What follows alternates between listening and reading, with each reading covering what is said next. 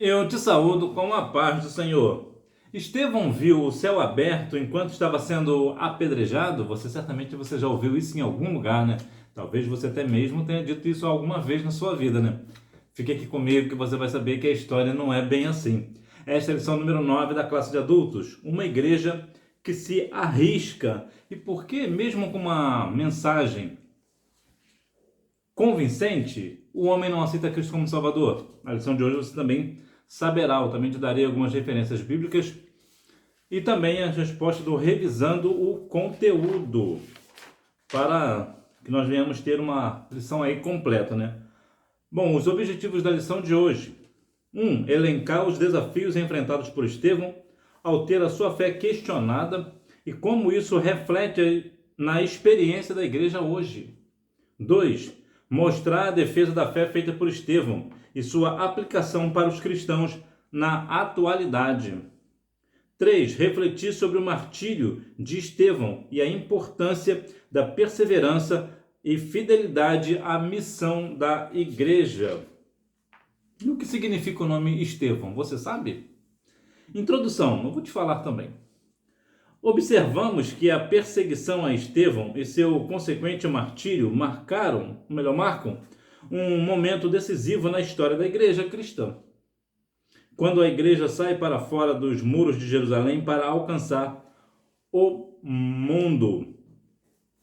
Sempre quando a igreja sai das quatro paredes, né, como nós costumamos dizer, e vai para fora, ela sempre enfrentará perseguições, situações completamente alheias à nossa vontade, entre tantas outras coisas, mas perseguição de um modo geral. Isso porque a igreja sempre foi e sempre será perseguida. E você, como um cristão, é claro, você sempre também será perseguido. E hoje veremos sobre a história de Estevão, né, o grande diácono da igreja, né, um dos 7 homens, né, que foi selecionado, né, um dos 7 diáconos. Vamos ver também as qualidades de Estevão. Estevão e a igreja que tem sua fé contestada. Aprendendo com Estevão. Explicar e sustentar as crenças cristãs é uma responsabilidade da igreja e cada crente precisa entender no que acredita e como responder a desafios. Quando nós construímos uma casa, quando nós somos, né, a pessoa responsável, né, nós realmente construímos uma casa, nós sabemos exatamente o que ela consegue suportar. Por quê? Porque o alicerce fomos nós que fizemos. Então nós sabemos qual é a força que aquele concreto consegue resistir.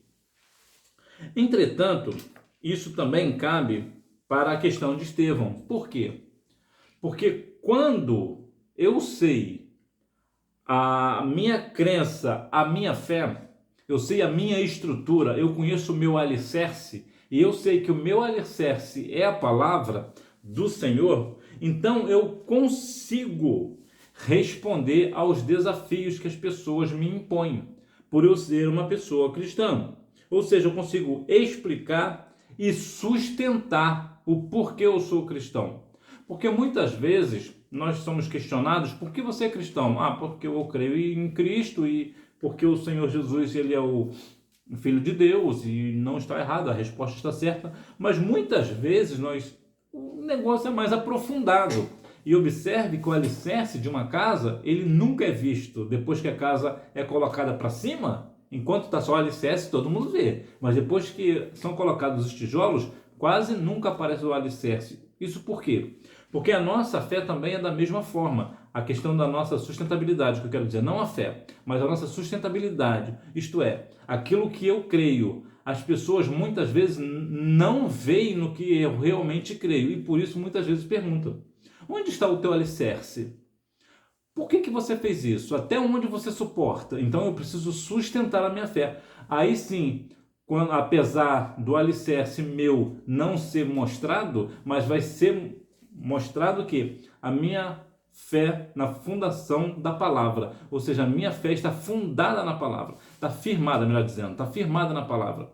Então, à medida que as pessoas me colocam um desafio num assunto específico, por exemplo, eu consigo sustentar a minha fé diante daquele assunto específico, porque eu conheço uma resposta bíblica para aquela questão.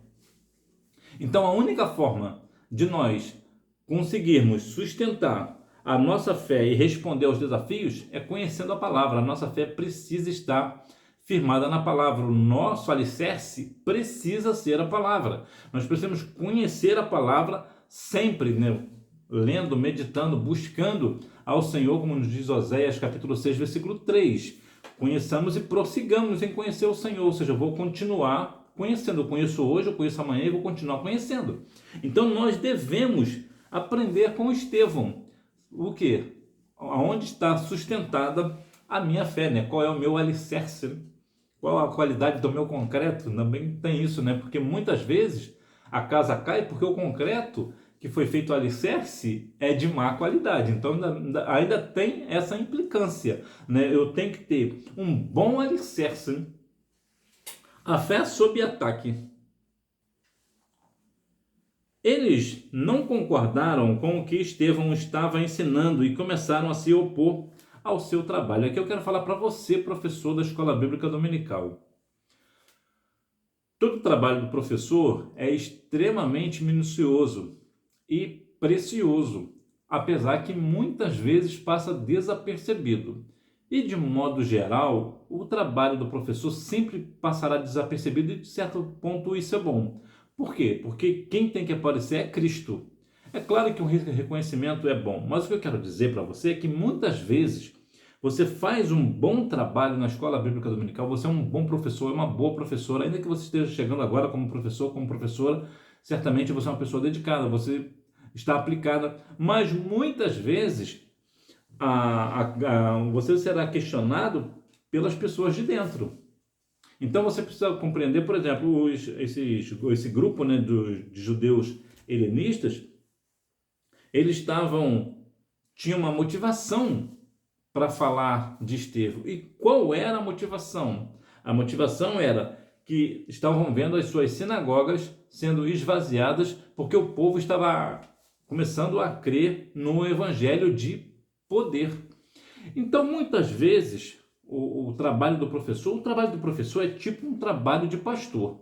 Se você for analisar bem, por exemplo, você que é professor ou professora da Escola Bíblica Dominical, eu falo porque eu fazia muito isso. Quando um aluno meu, uma aluna minha, eu começo a ver que essa pessoa não está vindo muito para a escola, ela está tendo uma certa frequência de falta. Frequência de falta foi ótimo, né? Frequência de falta, vamos continuar com o termo assim mesmo? O que acontece? Eu procuro saber. Geralmente eu vou na casa da pessoa, eu vou na casa do aluno, eu vou na casa da aluna. Por que isso é importante? Porque às vezes o aluno ou a aluna não se sente muito confortável de comunicar. Ou por uma razão pessoal ou não, independente. Então você como professor e professora, você precisa ir visitar os seus alunos. Você precisa observar que o seu trabalho é extremamente precioso e importante. Ainda que as pessoas venham contestar, venham discordar de você, porque a grande questão bíblica é a discordância, né? Temos sempre pessoas que discordam de nós, é extremamente natural, isso é normal. Agora, para discordar, precisa ter um argumento bíblico. Se uma pessoa discorda de algo que eu estou falando, de algo que eu estou ensinando, e ela me dá um argumento bíblico, eu vou aprender com ela, vou ver que eu estou errado e ela está certa. Então, e também tem aquela questão de visões diferentes do mesmo texto. Mas quando a pessoa discorda de você no sentido de afrontamento, aí você observa que a questão é pessoal, não é bíblica, é pessoal. Então é importante que você tenha uma grande questão sobre, até o professor vive também sobre a fé sob ataque. Você também será atacado. Olha, você é professor e não está vendo isso? Você é professor e principalmente essa frase aqui é ótima. Você é professor e não sabe isso? Você é professora e não sabe isso? Professor e professora, sabe de uma coisa? Você não é obrigada ou obrigado a saber tudo. Você não sabe como eu não sei e ninguém sabe tudo. Todos nós caminhamos a cada dia mais para aprender mais e mais. Então não fique triste ou mesmo desanimado, desanimada com pessoas que estão discordando de você no intuito de te afrontar, porque você vê que a questão é pessoal. Isso pode ser pessoal para ela, mas não leva isso para o teu pessoal. Não vire agora inimigo dessa pessoa, de maneira nenhuma. ela tem algo contra você, então isso é uma questão dela. Você traz ela para a palavra e conversa com ela. Agora, aqui no texto especificamente, aqui foi uma questão de inveja. Então, também pode ser o teu caso. Alguém às vezes pode estar discordando muito de você, principalmente falando muito para o pastor a respeito de você, para que tirem você da escola e coloquem essa pessoa. Também pode ser isso também. Porque, infelizmente, na igreja tem muito disso, né? Infelizmente, eu observo algumas questões da igreja e realmente fico bem triste com essas circunstâncias, né? Mas nós que somos realmente da fé, nós que realmente vemos o trabalho, a obra como um todo, ora, se eu estou numa classe de escola bíblica dominical e eu fiquei aluno e continuo, né, na verdade, aluno da escola bíblica dominical, porque eu sei que eu preciso aprender mais e mais, mas também vejo algumas circunstâncias pelas quais observo que pessoas, né, que às vezes querem ficar no lugar do professor, da professora. Bom, eu aprendi com o meu saudoso pastor o seguinte: aguarde a sua vez chegar. É simples assim. Se você for chamado para a escola, para ser professor ou qualquer outra área da questão cristã, você não precisa passar por cima de ninguém. A sua hora vai chegar espontaneamente, porque Deus irá preparar. Não precisa ficar forçando os acontecimentos, né? O famoso ajudar a Deus, né? Não precisa disso. A disputa com Estevão. Em outras palavras, os judeus helenistas não estavam simplesmente discutindo com Estevão, isto é, batendo boca, mas procurando a todo custo sobrepor sua cosmovisão através de uma narrativa bem construída. Muitas vezes, nesses quesitos de disputa, né, saber quem é que sabe mais, né, felizmente tem isso também. Algumas pessoas batem boca com você, e isso é ruim. Aconteceu isso comigo uma vez. Eu era aluno da escola e houve um bate-boca entre eu e o meu professor. E depois aquilo me deixou uma situação assim, muito constrangida. Eu falei, isso não é possível, isso não é de Deus, esse negócio de bate-boca dentro da igreja. Eu fui lá e me desculpei com ele e observei. Eu nem lembro mais o que era o texto, nem lembro mais. Mas independente se eu estava certo ou se eu estava errado, essa questão de bate-boca é desnecessária. Nós debatemos dentro da palavra, dentro do respeito. Quando a pessoa começa a bater boca, já faltou o respeito, então se encerra. Né? E foi exatamente isso que fizemos.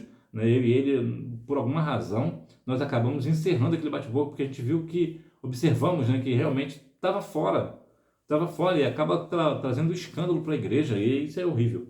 Mas nesse caso aqui, muitas vezes você talvez já tenha ouvido falar do famoso ganhar no grito. Muitas vezes a pessoa quer discutir com você, quer ganhar no grito, então começa a bater boca, falar mais alto do que você. Para quê? Por causa de uma narrativa que muitas vezes é bem construída até, para poder te desarmar, mostrar que você não é tão sábio assim. Bom, quando acontece isso, o ideal, isso eu até vou falar quando eu bati boca com o meu professor, eu era jovem, então dá um desconto, porque jovem realmente eu sempre fui muito para frente, muito acelerado. Então é extremamente natural que na minha juventude, além de ser jovem, eu estava chegando para o Evangelho, eu estava novo no Evangelho, então é claro que estava trazendo um monte de coisa lá do mundo ainda. Então era, de uma certa forma, é natural que acontecesse comigo. Agora, um bate-boca dentro de pessoas que já são cascudas na fé, né, vamos assim dizer, aí não. Aí alguém tem que ter um senso, não, irmão, ô irmão, a gente está indo para um outro caminho, não é por aí não, vamos deixar isso para uma outra hora. Porque muitas vezes essa disputa com alguém ou com você, né, ou até talvez até você tá querendo discutir com alguém, com o professor, querendo achar que você sabe mais do que ele, sim, às vezes você até pode saber muito mais do que o teu professor ou sua professora, é muito, muito natural isso, acontece muito. Mas o que você faz nesse caso? Você, como aluno, como aluna, você se mantém como aluno ou como aluna. Você fica no seu lugar. Quer corrigir ele? Chame ele à parte. Olha, professora, você errou aqui. Eu tive uma aluna que eu estava colocando ela para me substituir, na verdade, né? Na escola, e de vez em quando eu falava com ela, olha, não vai por aí, por esse caminho não, porque esse caminho não é o caminho correto. Porque isso vai acontecer aquilo. Aparentemente, no início pode ser bom, mas depois você vai ver que o caminho não é bem por aí. Pois bem, hoje a jovem está na liderança da classe, graças a Deus está indo muito bem, para a glória do nome do Senhor Jesus, e o trabalho segue. Agora, quando acontece essa questão de bate-boca, querendo saber mais do que o outro, aí não, porque isso não é coisa da parte do Senhor. A falsa narrativa. A igreja luta em várias frentes com falsas narrativas que a todo custo querem minar o seu testemunho e desacreditá-la. Você pode reconhecer algumas dessas narrativas? Você consegue lembrar de alguma narrativa que as pessoas dizem contra a igreja do Senhor? Lá em Êxodo 20:16, nos fala, né, não dareis falso testemunho. Né? E o que mais acontece na igreja é o que pessoas darem mau testemunho da igreja, né, falso testemunho. Apesar que ali em Êxodo, né, é mais uma ideia de pessoal, né, de uma pessoa para outra pessoa, mas aqui também podemos colocar numa questão coletiva. Quantas vezes as pessoas têm... Olha, fala uma narrativa que as pessoas falam muito da igreja, vou te falar uma narrativa falsa. O pastor, ele só quer o seu dízimo. O pastor comprou o carro porque os dizimistas dão dinheiro para a igreja, dão dinheiro para o pastor. Isso é uma narrativa falsa. Nós sabemos que isso não é verdadeiro. Sabemos que existem alguns casos específicos, pontuais, de que realmente o pastor usa de forma errada os dízimos da casa do Senhor para benefício próprio, nós sabemos disso. Mas quando alguém começa a disseminar e falar que a igreja é que fala todas as igrejas, todas as igrejas evangélicas, vamos trazer aqui para nós, né?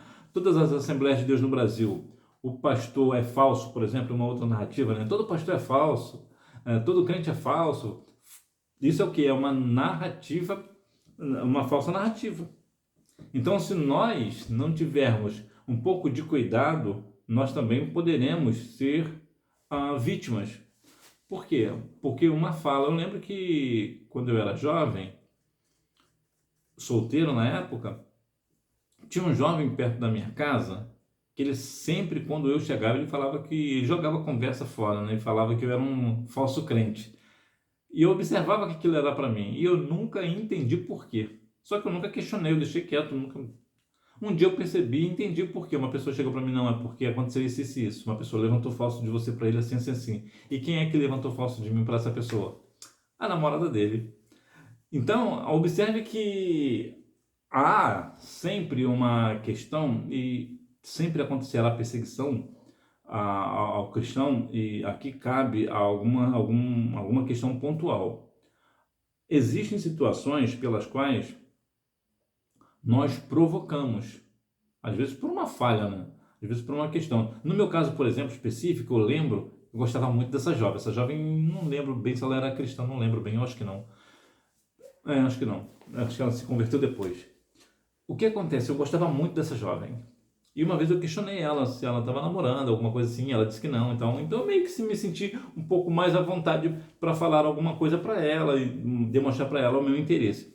Então depois disso, inclusive eu lembro até que ela andava muito com esse menino, esse jovem, então eu falei, mas você não namora com fulano? Ela, não, eu não namoro com ele não, ele é só meu amigo. Então observe que foi ela que me deu uma firmeza de que ela não estava namorando. Então depois ela pegou justamente isso que eu disse e falou para ele, olha, o irmão ali da igreja, ele tá dando em cima de mim. Mas eu não estava, não nessa ordem que ela estava falando. Ela disse para mim que estava solteira. Então, acontece esse tipo de situação.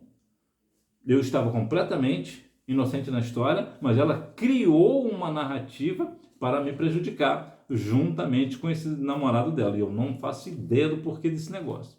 Mas existe, então nós devemos ter muito cuidado, porque muitas vezes uma fala nossa, colocada fora do contexto, acaba causando esse tipo de problema, e até nesse caso, né, não lembro, não, isso não chegou ao ouvido da minha igreja, não, o pessoal nunca comentou nada, então não deve ter chegado. Até porque depois ela se mudou, foi para outra cidade, então ficou dito pelo não dito. Mas até hoje, se ele me vê na rua, ele fala essa gracinha, eu nem falo nada para ele, deixa isso para lá, porque isso não desrespeito mais, né? Uma vez que eu sei que eu não fiz, tenho plena consciência de que eu não fiz nada do que ela está dizendo. Então, acabou que depois começaram a não dar certo, aí ela que começou a querer se chegar, né? Não, agora não. A pessoa já falou um falso testemunho de mim, não quero. Para mim não serve mais. Então, muitas vezes a igreja passa por essa questão de falso testemunho, às vezes por uma culpa nossa, por algo que nós falamos, né? Também tem isso. Sinopse: a fé de Estevão foi desafiada por opositores, mas ele permaneceu firme na verdade. Estevão e a igreja que defende sua fé. Deus na história do seu povo. A defesa de Estevão nos ensina que toda explicação e defesa da fé cristã, a chamada apologética, deve sempre ter um objetivo central: apontar para Jesus Cristo. E aqui é uma questão muito importante. Para quem eu estou apontando, se é que eu estou apontando para alguém, quando eu faço uma defesa bíblica, quando eu faço uma defesa da minha fé, quando eu explico algo da minha fé, eu estou apontando para Cristo ou estou apontando para mim? Ou para alguém, né? Talvez para Paulo, ou para Jó, ou para Daniel. Para quem é que eu estou apontando?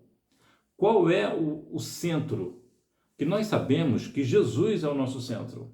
Jesus é o centro da Bíblia. Então, tudo que nós vamos falar, nós precisamos apontar para Cristo. Por quê? Porque foi Cristo quem morreu por nós. Foi Cristo quem nos deu a salvação. Então, foi Cristo, tudo é o Senhor.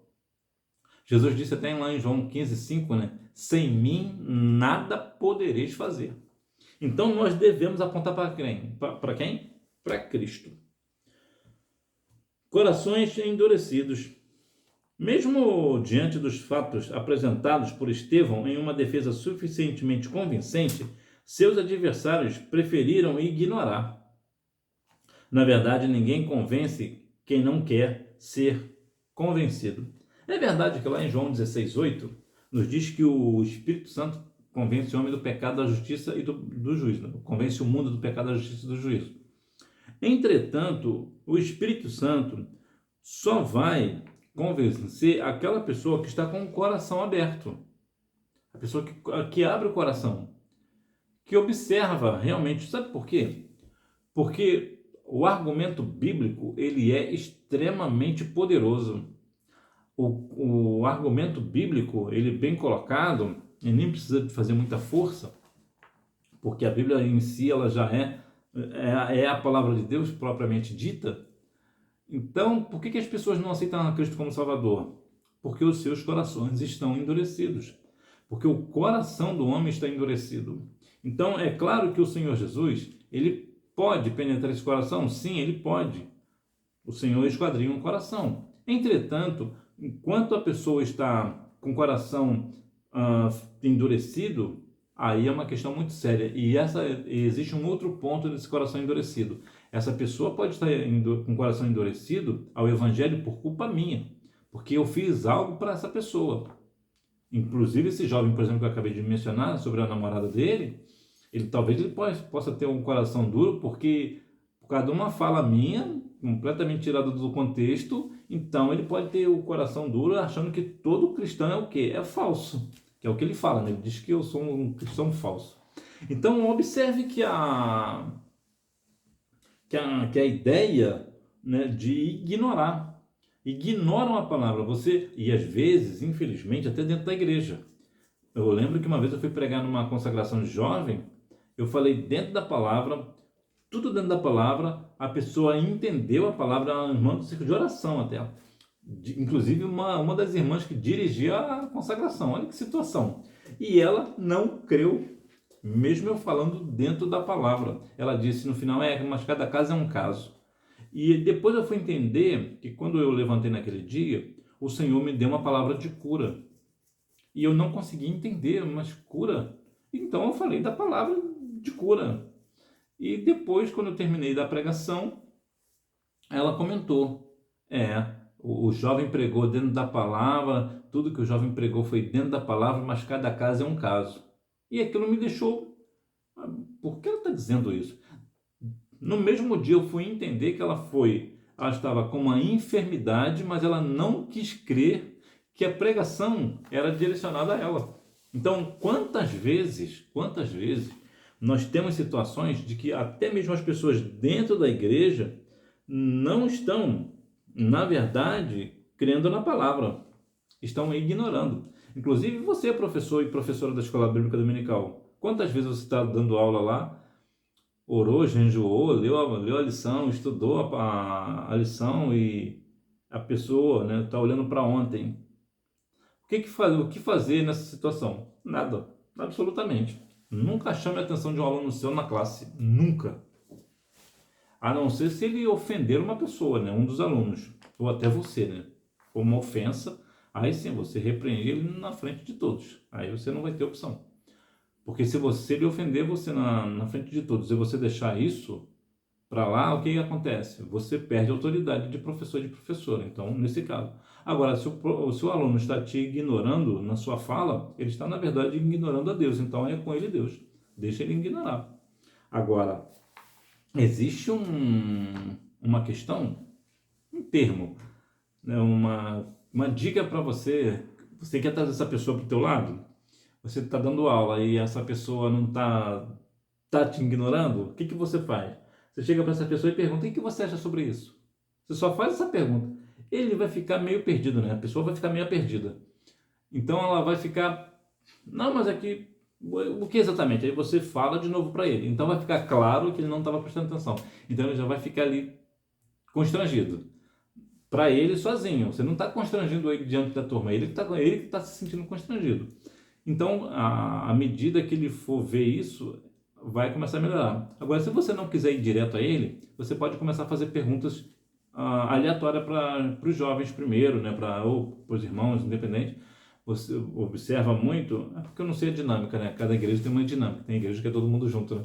Então, o que você faz? Você começa a fazer perguntas para aquelas pessoas que são mais... estão mais desenvoltas, né? Tem mais facilidade para se comunicar, para conversar. O que você acha disso? Eu acho isso, eu acho aquilo. Aí você começa a conversar, perguntar para um e perguntar para outro. Ele vai começar a ficar, aquela pessoa que não está prestando atenção, ele vai começar a ficar com medo de você perguntar para ele. Aí ele vai começar a prestar atenção na aula. Aí lá pelas tantas você vai lá e faz uma pergunta para ele. Faça uma pergunta simples para ele. Aí ele vai responder meio assim, meio com medo e tal. Aí o que ele vai pensar? É melhor prestar atenção na aula, porque senão ele vai fazer uma pergunta que eu vou passar vergonha. Então, quando você quer trazer o jovem para você, o irmão, a irmã, para o meio, você começa pelas beiradas. Você começa a conversar, chamar uma pessoa, outra, aí ele vai começar, a pessoa começa a perceber esse ponto. Estevão e o martírio da igreja, contemplando a vitória da cruz. Uma igreja que mantém seus olhos no Cristo glorificado não tem nada a temer. Temer. Ter medo. Temer, na verdade, tem mais a ideia de respeito, né? Mas aqui no caso aqui não tem medo, né? Que não é nada a temer, é que não tem medo. Porque o medo é questão de pavor, temer é ter respeito.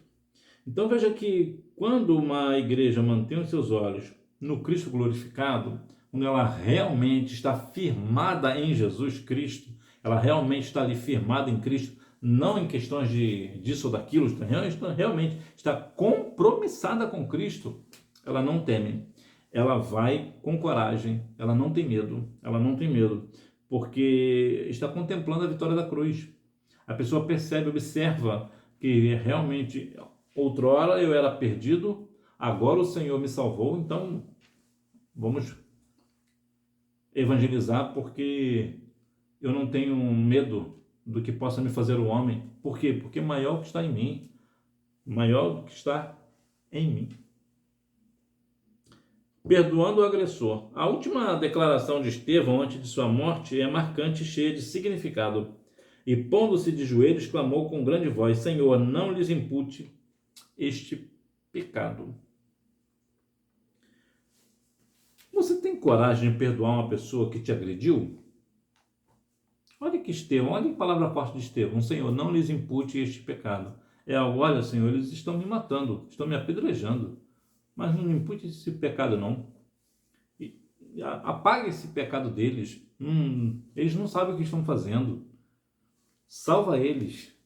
Olha algo extraordinário perdoar o agressor.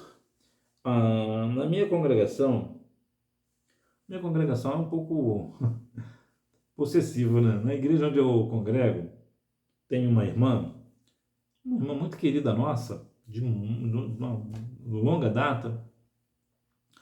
Ela perdeu uma filha.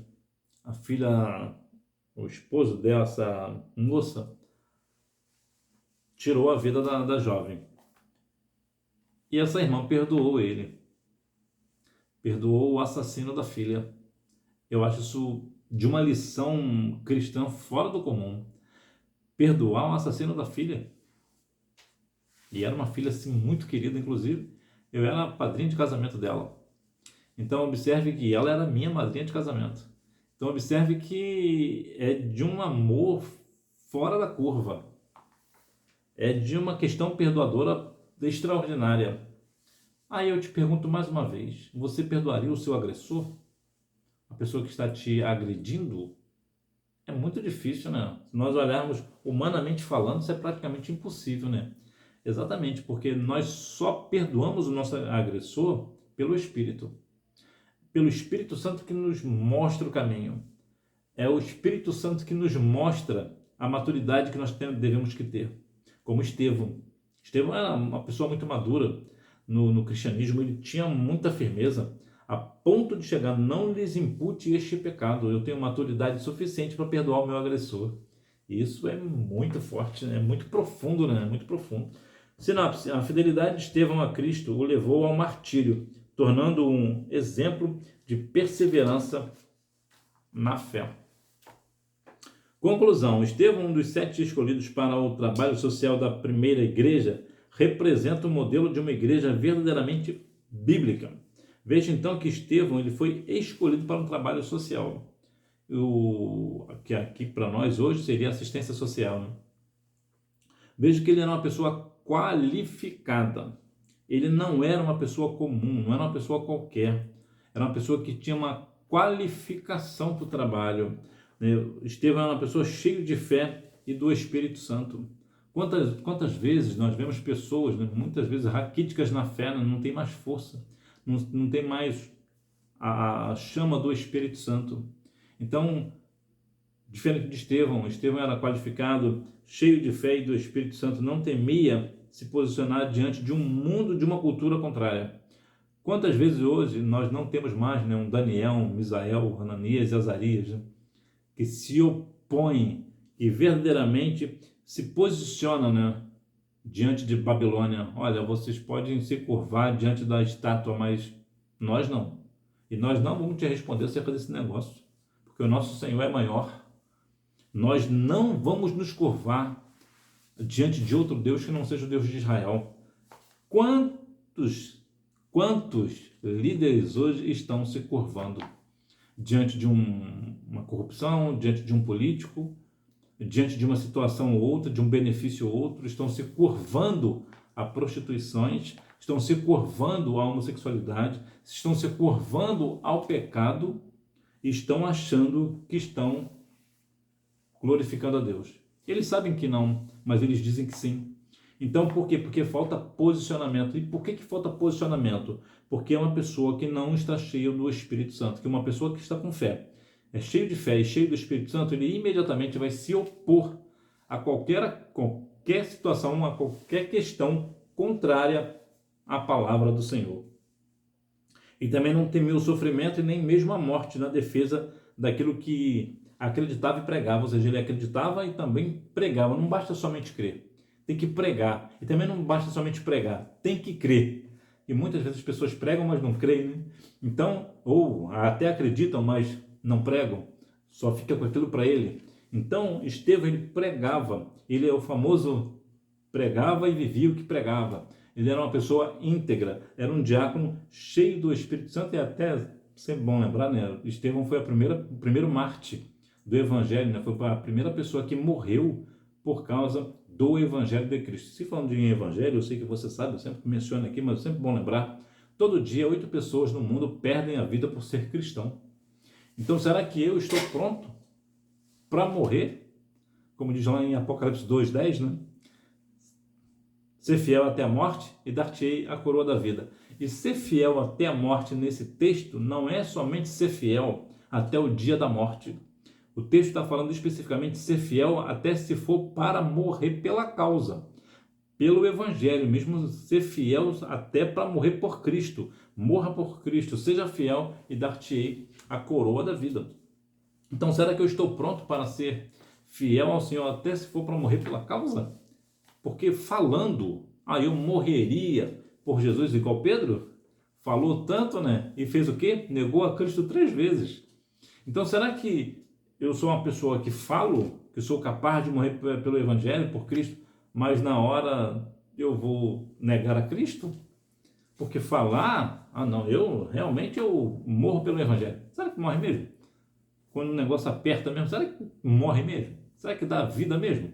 Então, o entendimento bíblico nosso é: a palavra do Senhor é a palavra do Senhor, é um evangelho de poder. Mas também existem alguns sofrimentos, alguns martírios. Será que nós estamos prontos para sermos mártires da causa do evangelho? Revisando o conteúdo, número 1. Aprendemos que a fé cristã sempre será questionada, será colocada à prova, mas não há espaço para indecisão. Estevão nos ensina que todo cristão deve saber defender a sua fé. Número 2. Um grupo de judeus que viviam fora de Israel, chamados de judeus helenistas, se levantaram contra ele. Esses judeus faziam parte da diáspora. Número 3. A igreja sempre teve que lidar e combater as falsas narrativas. A igreja luta em várias frentes, com falsas narrativas que a todo custo querem minar o seu testemunho e desacreditá-la. Número 4. Ele faz uma defesa apaixonada da fé, usando a própria história do povo de Israel como base. Número 5. Diante de um grupo enfurecido, Atos 7,54, Estevão contemplou a glória de Deus. Eis que vejo os céus abertos e o Filho do Homem que está em pé à mão direita de Deus. Atos capítulo 7, versículo 56. Então veja que há uma questão que eu te perguntei lá no início, sobre a questão de Estevão. Deixa eu ver exatamente como eu te perguntei, se Estevão viu o céu aberto enquanto estava sendo apedrejado. Quantas vezes nós pregamos, né? Ou ouvimos pregações de pessoas que, vão ser igual Estevão, que quando estava sendo apedrejado, viu o céu aberto. Bom, não é bem assim não. Eu vou falar para você o que aconteceu de fato. Estevão, ele não viu a glória de Deus enquanto estava sendo apedrejado. Não, ele não estava sendo apedrejado enquanto estava vendo os céus abertos. Na verdade, a primeira coisa que o Estevão viu foi a glória de Deus. Depois Jesus, à direita de Deus. Depois, os céus abertos. E só depois ele foi apedrejado. Você pode conferir isso em Atos capítulo 5, dos versículos 55 ao 58. Portanto, não. Estevão não viu a glória de Deus enquanto estava sendo apedrejado. Ele primeiro viu a glória de Deus, viu Jesus e viu os céus abertos e depois foi apedrejado. Imagina que deve ter sido uma morte doída, né? Dolorosa, né? Fala a verdade. Porque verdadeiramente, apedrejado, só de nós ouvirmos sermos apedrejados de forma simbólica, né? As acusações já machucam, imagina no literal, né? Eu falei para você sobre o nome de Estevão, né? Estevão significa coroa ou coroado. Bonito nome, significado interessante, né? Bem interessante o significado do nome. Então, que nós venhamos ser um diácono, um obreiro, coroado. Que nós venhamos verdadeiramente sermos como Estevão. E isso eu digo não somente para o diácono, mas também para o auxiliar de trabalho, para o evangelista, para o cristão, para o pastor, para todos nós. Todos nós devemos ser pessoas qualificadas, sermos cheios do Espírito Santo, cheios de fé, se posicionar contra o pecado. Que Deus em Cristo continue abençoando a sua vida. Se você gostou da aula de hoje, deixe o seu like, compartilhe esse vídeo com aquela pessoa que, assim como você, também ama a Escola Bíblica Dominical. E se você não gostou, por favor, deixe seu dislike, que ele também é importante. Que Deus em Cristo continue abençoando a sua vida. Tenha uma boa aula e até a próxima aula, se Deus assim me permitir. Fica com Deus. Fica na paz.